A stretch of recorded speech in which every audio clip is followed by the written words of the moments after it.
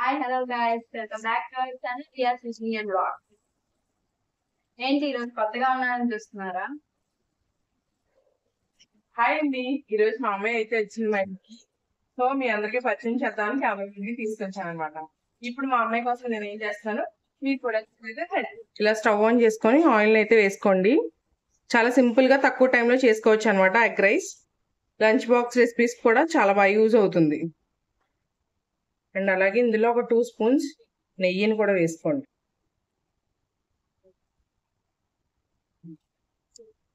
ఇలా ఆయిల్ కాగిన తర్వాత మనం ఫస్ట్ అయితే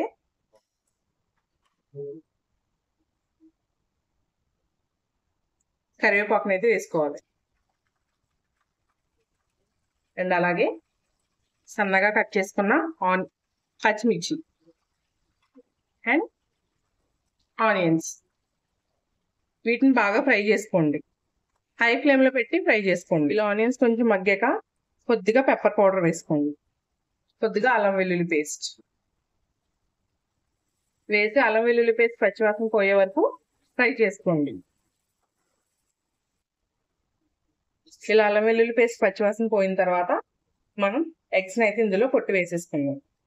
నేను ఒక 5 ఎగ్స్ని అయితే తీసుకున్నాను. ఇలా ఎగ్స్ అన్ని కొట్టేసుకున్న తర్వాత మనం బాగా ఒకసారి మిక్స్ చేసేసుకుందాం. బాగా క్రంబుల్ చేయకండి. ఎగ్ పీసెస్ కొంచెం పెద్దగా తగిలితేనే మనకి రైస్కి చాలా బాగుంటుంది అన్నమాట. ఇలా ఎగ్ అంతా క్రంబుల్ చేసుకున్న తర్వాత ఇందులో ఈ ఎగ్కి మాత్రం సరిపడా మీరు సాల్ట్ అయితే వేసుకోండి. రైస్ వేసుకున్నప్పుడు మనం విడిగా రైస్కి సరిపడా వేసుకుందాం. అప్పుడే మనకి రైస్ అంతటికి ఈవెన్గా సాల్ట్ పడుతుంది అనమాట. ఇప్పుడైతే దీన్ని బాగా మిక్స్ చేసేసుకోండి.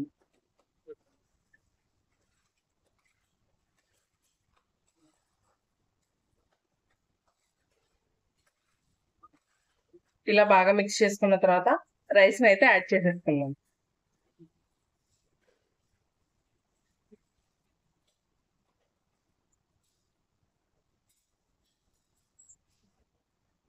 ఇలా రైస్ని యాడ్ చేసుకున్న తర్వాత ఇప్పుడు రైస్కి సరిపడా సాల్ట్ని అయితే యాడ్ చేసుకోండి. కొద్దిగా యాడ్ చేసుకోండి, మనం లాస్ట్లో మళ్ళీ అడ్జస్ట్ చేసుకోవచ్చు.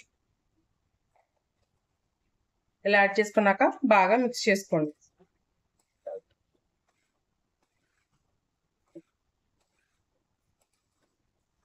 ఇందులో మనం కారం ఏది వేయలేదు కాబట్టి పచ్చిమిరపకాయలు కొంచెం ఎక్కువగా వేసుకున్నాం.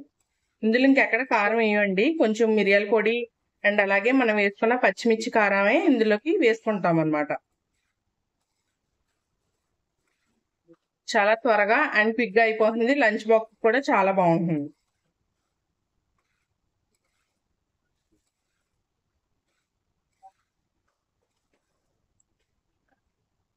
సో చూసారు కదండి ఈరోజు మన రెసిపీ. అసలు కొత్తిమీర లేదు, గరం మసాలా లేదు, ఇలాంటి ఏ టెన్షన్స్ లేకుండా 5 minutes లో మనం ఈజీగా చేసి పెట్టేయచ్చు అనమాట. సో మీకు ఎలా అనిపించింది పూజ రెసిపీ? స్మెల్ అయితే అసలు బాగా వస్తుంది. టేస్ట్ చూద్దాం. ఇప్పుడు మా అమ్మాయికి టేస్ట్ చూపిస్తాను. ఎలా ఉందో తనే ఇస్తుంది మీకు రివ్యూ.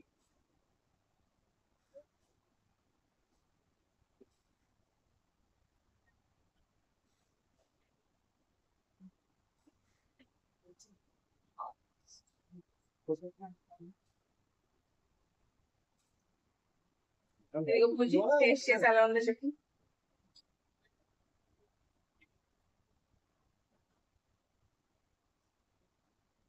టేస్ట్ అయితే అదిరిపోయింది.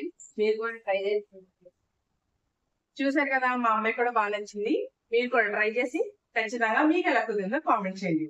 అండ్ అలాగే మన ఛానల్ సబ్స్క్రైబ్ చేయడం మాత్రం మర్చిపోకండి. అండ్ అలాగే ఒక లైక్ చేయండి. Thank you. బెల్ మర్చిపోవాలి. పక్కనే ఉన్న బెల్ ఇంపార్టెంట్, ముఖ్యం, మిగులు. బాయ్.